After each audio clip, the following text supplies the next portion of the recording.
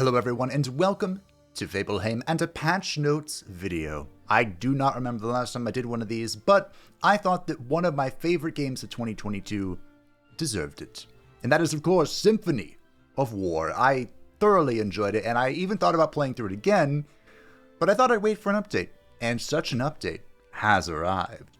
Now, TLDR, if you aren't just listening to the whole video, don't blame you. There's no new content, but there are some significant changes that will improve and or change the replayability, including what people have been asking for the most, which is making Warlord even harder, because, you know, we're all masochists that enjoy this genre. But without further ado, let's just get into it, and you may notice that there is a camera. I found this on the floor, so I thought I'd use it. But here we go. Without further ado, Symphony of War version 1.02. Hello, we're finally here. Major update to version 1.02 is complete and now live. They had been streaming the developer version of this on their Twitch channel. I didn't watch any of it because I didn't want to spoil myself. This update comes with some new game features as well as a large amount of fixes and balanced economic changes that we believe will enhance the Symphony of War experience. Notably, as has been often requested, Warlord difficulty feels significantly more challenging. So the reason I wanted to go over this patch, it's kind of long, but there's a lot of gist we can do, minimizing it, is because I wanted to ask you a question before we really dive into it. Do you want to see another playthrough? And I would be playing on the new Warlord difficulty, so we can judge just how hard it was. I believe we're on Warlord previously, but this time I would have permadeath enabled. So we can permanently lose non-story units. Let me know what you think, and perhaps the patch notes will give you incentive. Give me incentive. Give us incentive. But anyway, new game features. Resource exchange. At bazaars and at the home base, you will now have the option to trade iron, gems, horses, obsidian, sunstone, and pyrosite on the resource exchange. It is automatically unlocked at the Chapter 5 home base. There is no net loss or fee for using the exchange. You have total freedom and flexibility to invest your resources however you want, without risk. The exchange rate is the same regardless of which direction you are trading. This is a new mechanic, and I am completely here for it. We had so much iron and like no pyrosite at all. It was insane, but now that problem can be resolved.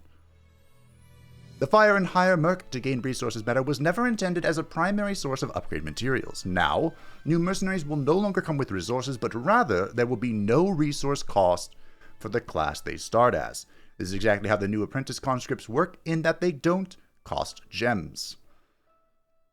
So this, I don't actually know what, I think what this was. Actually, I have no idea what this was. I didn't do it. Or maybe I did and I didn't know.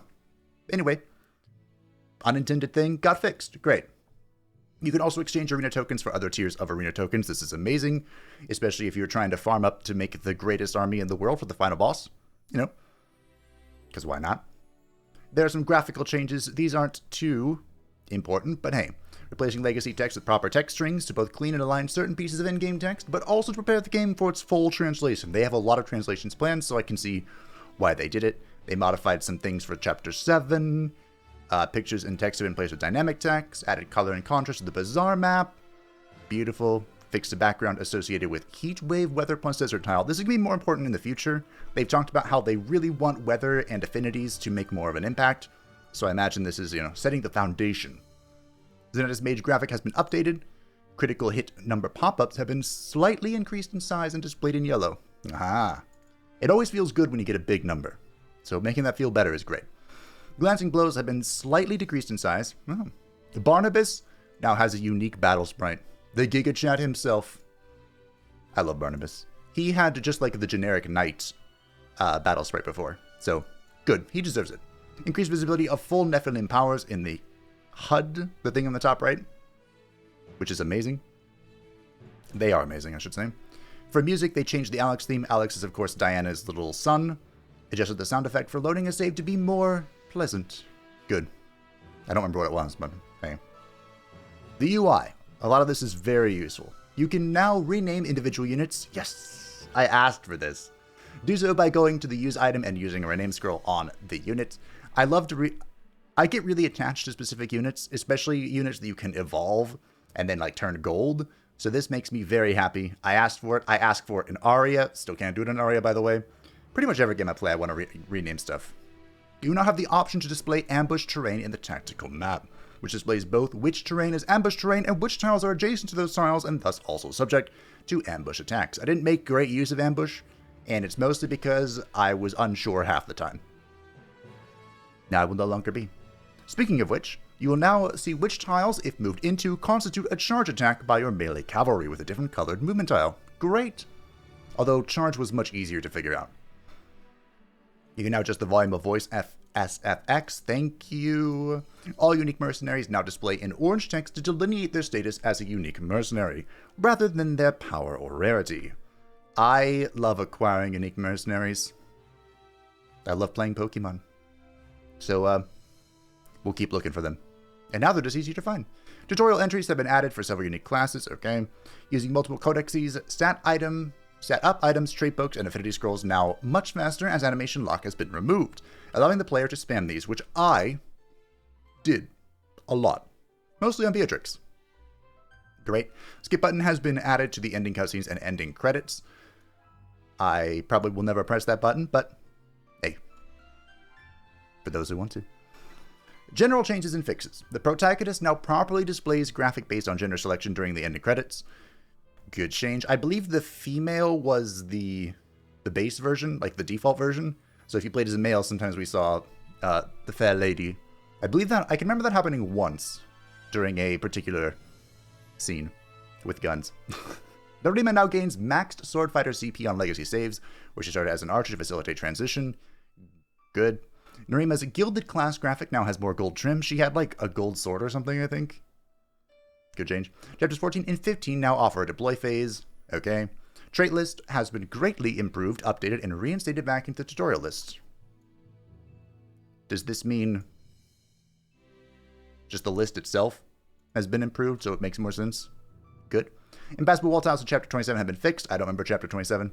Fixed the unintended flying tile access in Chapter 30. Don't remember that either, but I'm pretty sure I used it. So, rip. Restricted access to the enemy reinforcement tiles in Chapter 8. Clarified the class description for Paladin. Probably because it didn't say that it healed, right? Which it did. A new bond is now potentially available between Lysander and Beatrix, the waifu herself. I really wonder how that would go. I kind of want to see it. Complete Chapter 29 to unlock both must be unbonded, so you have to, like, restrict them. You have to put chastity belts on them until, like, the end of the game. If you miss Chapter 20E, you will now be granted its 2 ultimate rewards upon starting Chapter 29. I love the side missions. The side missions feel so good. I wish there were more of them. Because they not only are just, more missions to play, but they directly improve someone's efficacy, and I thought that was really cool. Or give you a brand new cool unit. All bazaars, starting from Chapter 6 and on, will feature 1 extra slot with a guaranteed unique artifact available for purchase. This artifact will be priced at double the normal cost. So if you're rolling in the dough, you can just find unique artifacts. Guaranteed. Will probably be I'd probably purchase a lot of those. I love artifacts. I love just hoarding and collecting stuff. Alright, gameplay and balance. Enemy, HP, magic, and weapon power has been slightly increased on Warlord difficulty past Chapter 14. Past Chapter 14. Okay, so the start isn't too bad. Probably. Enemy formations in Chapter 25 and 26 made larger and more formidable. Makes sense. Near the end of the game, you kind of just start steamrolling stuff if you didn't, die horrible and painful deaths. The large enemy cavalry army in Chapter 26 is now 5 levels higher. It's with a very high morale. Great. The appearance of the enemy reinforcements in Chapter 26 has been deferred to the beginning of the next turn rather than immediately. Okay. Chapter 30 wall change. 2,000 max hit points has been added to the final boss on Captain and Warlord difficulty. All of the final boss? Huh. Curious how they actually did that. Like, did they distribute it in a non-spoiler way, I'm trying to say? Or did they just give it to one thing? Only one way to find out. Enemy morale has been slightly increased starting from Chapter 11, with the exception of chapters in which the story dictates the enemy have lower morale. Okay, that's to prevent surrendering, change surrendering so easily. I'm sure you can still do it. And I'm sure I still would. Added a large patch of wheat field terrain to Chapter 15, allowing ambush strategies by the player without slowing down movement. Nice. Making rogues slightly more useful. Kuroda has received a massive increase starting leadership, now starting at 84. Wasn't he at like 40 or some crap? Which is insane, because Kuroda is like your last recruitment. So that felt terrible. I just threw him in an army. Barnabas now starts Fire Affinity, requires fresh save. I think he was water, right? Which made no sense. Artifacts and items. Medal of Valor has been changed to further help low leader stats. You now get 3 under 50, 2 under 60, and 1 under 70, and of course is rendered useless under 70. 4 Medals of Valor have been added to chests in the early chapters, making that very important to continue grabbing every chest. Several artifacts have had their strength and magic toned down by about 20% in a continuing effort to rein in single death ball play. Ah, my favorite. At max faction rank, you gain proofs of merit instead of Medals of Valor for continuing faction rank ups. Thank the Dark Gods. I had so many Medals of Valor I just couldn't use near the end of the game. But proofs of merit, you can always use proofs of merits. Always. Conscripts and Mercenaries. All conscripts start with 2 learnable trait slots instead of 1. Oh, that's nice. All conscripts no longer naturally roll traits. That could be good. All mercenaries naturally roll 1 trait. That makes sense. A new unique mercenary joins the lineup. There too. But the first is Lord Garnet, a capable Zweihander who starts with max loyalty to your cause, decreasing his capacity cost immediately. That's nice. The second is Calvor the Tireless, a ranger, just like the Catboy, who is just about as beefy as a heavy infantry and then some with all the perks of light infantry. That seems busted. Just put him with the Catboy, double ranger. XP and growth. We found that accumulating faction experience via surrenders was slightly too high a proportion of player growth compared to chapter rank, challenge missions, and objective captures. To adjust the proportion, we have increased the faction rank requirement by 50%, but adjusted cumulative faction rank potentially gained from objective captures also by around 50%. So what they're saying is that in all of the accumulated experience, they thought surrender experience was too high. So they increased the amount of required experience overall, but also increased the experience gained from capturing objectives to incentivize people to do that. For people not capturing objectives, I'm pretty sure I captured like every objective. Well, anyway, hopefully that doesn't change too much. It probably doesn't. As for affinities, slightly reduced the max leadership roll for affinity of light, and removed the leader Malice from fire affinity. It never made sense. It really didn't. As for traits, there's a big change here. The Thievery trait tome has been made significantly more rare and expensive, and the Thievery trait has been made more rare for randomly generated units.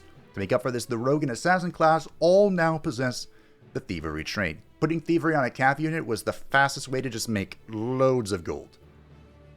So this could hurt the early game gold generation and incentivize people to use rogues, which were kind of like, I don't want to say meme units, but I use them as such. Stefan now starts with the Treasure Hunter trait. Makes sense. Kuroda now has a new unique leader trait, Shadow Chaser. Ignores zones of control, extra movement, and ambush terrain. So this means he can just move around people without triggering attacks of opportunity. Very nice. The counterattack trait has been made into a learnable leader trait via tome. This does stack effect with the black belt artifact. I've had the black belt before, but I don't remember what it does. Okay, sure. Does this like increase damage on counters? Not sure. But hey, if it stacks, it'll be funny. Class changes. Dragon damage is tuned slightly back up in response to the slight overcorrection in 1.01.1. Dragons were busted. Dragons are busted. Dragons will always be busted. I mean, kind of. Like, late game, their 2 space requirement kind of sucks, but hey. They're better now, and I love dragons. Red, silver, and blue dragon variants made more distinct by increasing silver's HP, red's magic, and blue's skill. Okay, that makes sense. Stefan's Mirage upgraded class now has a free attack in every battle. Wonderful, making Stefan better.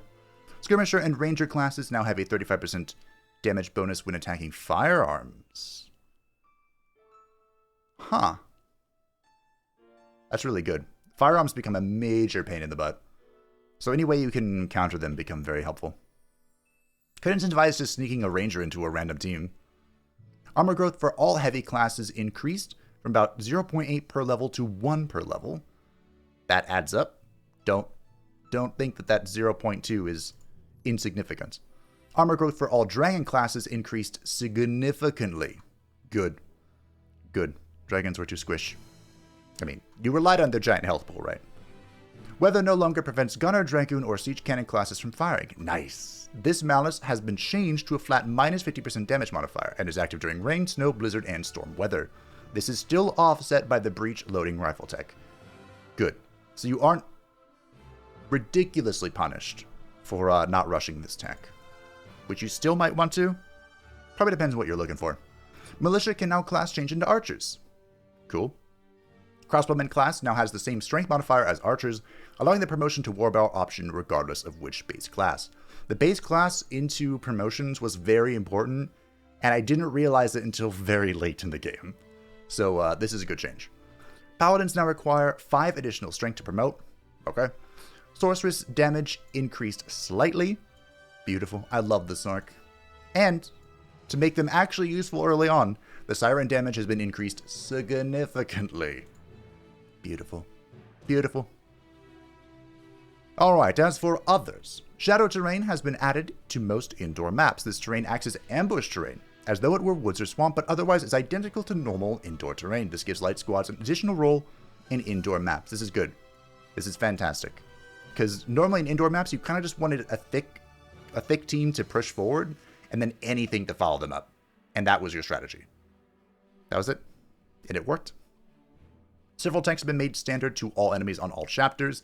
These include Zones of Control, Polearm Mastery, Advanced Flanking, and Psych Warfare. Okay. That's going to make enemies scarier. Uncapped resources from 99 to 999. Just in case you were, a supreme hoarder. Ambush trench terrain has been added to the final chapter, giving ambush squads a role in the final battle. Good. There's not much terrain in the final battle, but I still use rogues, as a meme. And here are the road maps. The road maps of Symphony of War are exciting, so let's just get into it. They split it into short term and long term. As for short term, they are planning on a new game mode. They talked about this coming in this patch, but I guess it's more difficult, so they're pushing it back. Post-game extra difficult final boss fight, and or some form of New Game Plus. I would love New Game Plus. I want New Game Plus. Expanded difficulty settings, right now there's only 3 with the optional permadeath, so this makes sense. I'm not sure what they're going to do though. Are they going to make a harder warlord? Or an easier version? Not sure. Additional artifacts, cool. Main character will get more customization options from the game start questions. The start questions are kind of strange. They're kind of strange. Far more robust interaction between Affinity and Weather and Day-Night. I mentioned they were planning on doing this, which explains some of the other changes. Renaming squads. Squad. You can rename units now. I mean, I'll take it. I love renaming stuff. Continued UI and quality of life improvements with each update, of which there were quite a few for this one. Replayable past missions. Would this be to farm experience? To get stuff you missed? Or for fun? Because if you can replay past missions and the experience carries over, people could just totally farm their way through hard stuff. Which, I've done that before. Long-term roadmap, the Endurance Trial. I'm not sure what that is, but it sounds fun. Translation to French, Italian, German, Spanish, Brazilian, Portuguese, Russian, Chinese, Japanese, and Korean, which is why they're dealing with all the text earlier. Porting Symphony of War 1 to Nintendo Switch, Mac OS, and Linux. Fantastic. New DLC campaign, additional character classes. Very excited for this one. And last but not least, the sequel, Symphony of War 2. I'm not sure how many they're planning on doing. Are they planning a trilogy? As to the final one? No idea. But that's very far away. Very long-term roadmap for that one. But I'm excited nevertheless. And as always, thank you so much for supporting Symphony of War. And so now, I must leave the question to you. Would you like to see another run? We would be playing on Warlord, the new Warlord, with permadeath enabled, and doing our best to be the best that we can. I'm not sure if I would let the whole story play out, They could just probably skip a bunch of dialogue, but if you want to see the story and me terribly read through it again, I'm not against it.